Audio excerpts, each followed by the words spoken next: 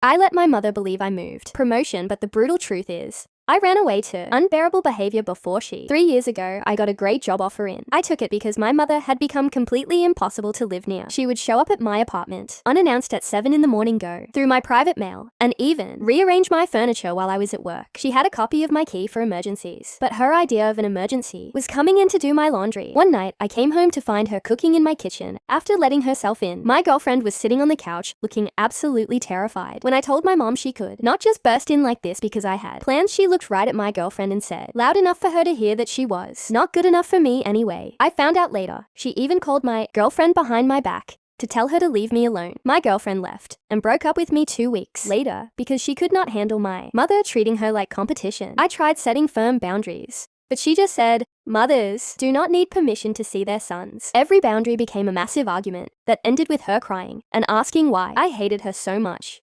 So when the Seattle job came up, I saw my perfect escape. I lied and told her the company was relocating me, and it was either move or lose my job. She cried for 3 days straight, but accepted it because it was not my fault. The truth was, I had 2 job offers, one in Seattle and one 15 minutes from her house, and I chose the one 2,800 miles away. For 2 years, the distance worked perfectly. We only talked once a week and saw each other twice a year. I finally felt free and completely in control of my own space. I met someone new named Rachel, and we moved in together after 8 months of dating across the country because of a major work escape. Her toxic and completely ruined my entire life. Seattle with amazing benefits. But that was not the real reason I packed my bags. My mom visited once and actually behaved herself because she knew she could not just show up whenever she wanted. Then last month, my mom called me crying because my dad had been having an affair for 6 years and they were getting a divorce. I flew home immediately to help her sort through the mess. On my last night there, she made dinner and casually mentioned that she was thinking about moving to Seattle because she could not stand living in her house anymore. My stomach dropped when she told me she already looked at an apartment just 3 blocks away from my place.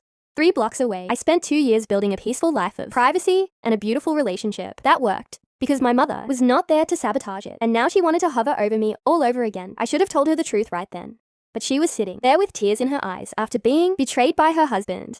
I just could not break her heart. When I flew back, I told Rachel everything. Rachel listened patiently, but then asked if I was actually going to stand up to her this time. Rachel said if I do not tell her the truth now, she will move here and everything we built together will completely disappear. Yesterday, my mom called to say she found a 1-bedroom place just 12 minutes away from us and is signing the lease next week. I have exactly 6 days to decide whether to tell her the truth and break her heart during the worst time of her life, or let her move here and watch my entire relationship fall apart. Rachel asked me again this morning what I am going to do. I told her that I am finally going to call my mother and tell her the whole truth tonight. She deserves to know why I really left, even if she never forgives me for it.